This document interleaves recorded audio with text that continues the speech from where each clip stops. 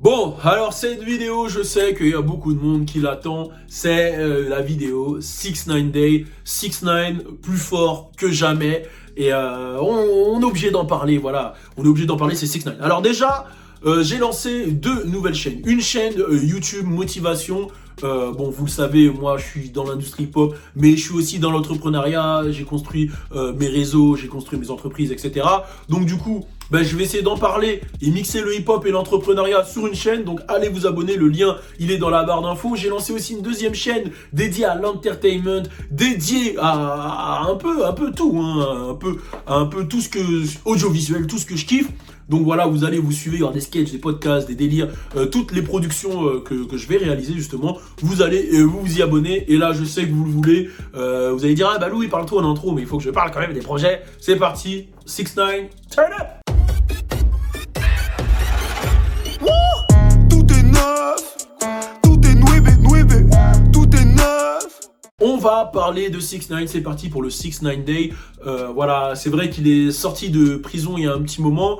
Il y a eu pas mal de choses qui sont passées et j'en ai pas vraiment parlé. J'ai juste fait une vidéo sur sa liberté, mais il y a eu des choses qui se sont passées. Alors, premièrement, je sais pas si vous vous souvenez, à l'époque, quand on parlait de 6ix9ine en prison, je revenais souvent sur le fait qu'il va rendre le snitch cool. C'est-à-dire que sa stratégie, c'est ça. C'est de dire, je suis une snitch, il y a quoi? D'utiliser ça en stratégie marketing. Et il l'a vraiment fait. Et sans grande surprise pour moi, parce que je m'y attendais, il l'a vraiment fait.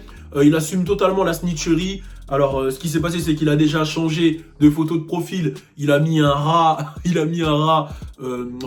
s'est mis lui dans une tapette à souris à rat avec du fromage pour voilà faire une image au fait que ça soit un rat, parce qu'un rat, quand on dit un snitch, on dit un rat aussi aux États-Unis, rat pour dire que t'es une balance, un rat, une poucave. Il a aussi mis une description sur son Instagram où il dit à ce qui paraît j'ai balance, est-ce que j'ai raté une étape, etc. Donc il en a vraiment rien à foutre. Son premier post Instagram, c'était sur le Instagram de Shade Room, sur un article qui disait le maire de Los Angeles va récompenser les balances. Et lui, du coup, il a commenté j'arrive à la rescousse. Derrière, il y a eu le live avec Tory Lanez où justement il a commenté je vais te balance. Il est vraiment con quand même. Je vais te balance, t'es en Amérique alors que t'es canadien, etc. Et Tory Lanez il a réagi, il a fait wow, guideline, enfin comportement, etc. Et c'est vrai qu'il s'est fait discret, mais il y a eu pas mal de choses qui ont été dites en background dans le game, etc. Alors vous le savez, je suis introduit dans ce fucking game et il y a des choses que j'ai entendues. Alors déjà, de ce que j'ai entendu, le mec serait très bien entouré et ne risquerait pas d'avoir de problème de street. Alors ça, c'est la première rumeur. Si je dois donner ma source, je dirais t'inquiète, voilà, je mens pas. Voilà, c'est ça ma source.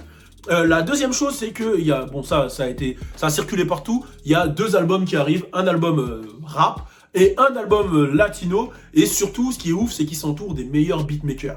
J'ai vu Cash Money Epic a lancé une question que je trouve intéressante, c'est, même pour vous, que tu sois beatmaker ou pas, on imagine que tu l'es, est-ce que vous auriez collaboré avec 6ix9ine, sachant qu'il a toute cette image de snitch, etc. Moi, je trouve que le fait qu'il arrive à rendre le snitch cool, je trouve ça malheureux. D'un côté, je trouve ça malheureux, et d'un côté, je trouve ça fort. Alors, je vais expliquer pourquoi je trouve ça malheureux. Je trouve ça malheureux parce que on est dans une période où il y a vraiment plus d'éthique. Il y a plus d'éthique, c'est-à-dire que tu peux être une balance, tu peux être ci, tu peux être ça. Si tu travailles bien ton marketing, tu peux toujours te relever. Alors, il y a beaucoup de gens qui me diront les conditions, et je répète ce que j'ai dit. Les conditions viennent de ses choix, donc fallait pas faire ces choix-là pour pas se mettre dans cette situation. Et c'est un débat, un éternel recommencement, mais tout le monde sait déjà ce que je pense par rapport à 6ix9ine, sur son éthique, sur ses choix. Je n'étais d'accord sur rien du tout. Dans tous les cas, j'aurais jamais fait ça. Donc voilà, sur ça, je trouve ça malheureux. Et ça peut aussi montrer un mauvais exemple aux plus jeunes qui vont se dire que vas-y, on va faire du cloud pour faire du cloud. Derrière, peu importe ce qu'on risque.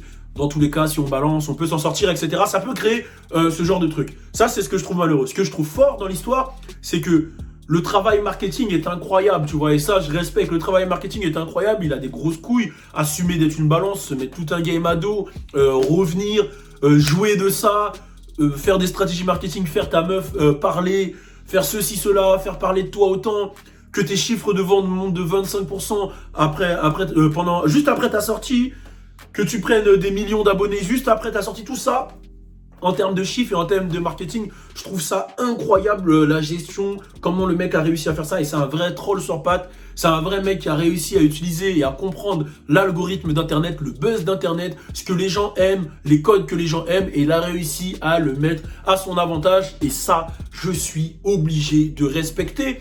Mais comme je l'ai dit, ces codes ne sont pas dans mon éthique. Donc voilà. N'hésitez pas à répondre en commentaire. Je pense que le mec va revenir fort. Je pense... Non, je vais pas dire mes sources, mais il y a un live qui arrive cette semaine. Je pense que le mec il peut monter à 500 000 en live, 500, 600 000. Attention parce que tout le monde attend. Il y a un live qui arrive cette semaine. Là, il profiterait de sa famille, mais normalement il y a un live qui arrive. Il y a du contenu qui arrive, donc restez connectés. Pour tous ceux qui me disent pourquoi tu parles de lui, c'est une poucave et tout. Je parle de lui parce qu'il fait partie de l'actualité. Qu'on le veuille ou non, on en a parlé. On a contribué à l'époque à sa notoriété. On en a parlé. Et aujourd'hui, il fait toujours partie de l'actualité hip-hop. Quand je vais en parler, je vais toujours le préciser que son éthique, je ne le valide pas. Je ne valide pas son éthique. Je ne cautionne pas ce qu'il a fait. Et je pense que ce message, il est important à prendre en compte. Mais par contre, on est dans le hip-hop, tu vois. Genre, il faut parler des news, c'est le but d'un média. Donc voilà, pour que vous compreniez un peu le pourquoi du comment. En tout cas, on est ensemble, restez connectés, abonnez-vous et turn up! Tout est nouveau concept, nouveau concert sur le CV. Tout est neuf.